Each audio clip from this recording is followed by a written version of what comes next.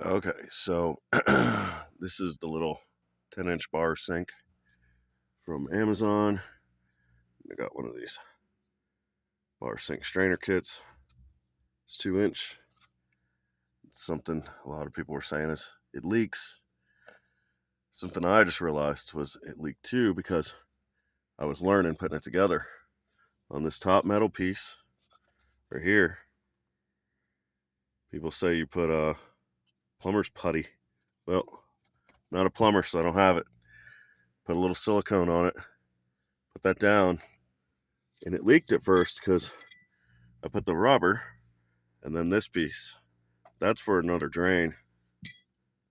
On this, you just put it straight up to it, and I put some thread tape on there, and this doesn't drain it. It doesn't leak at all.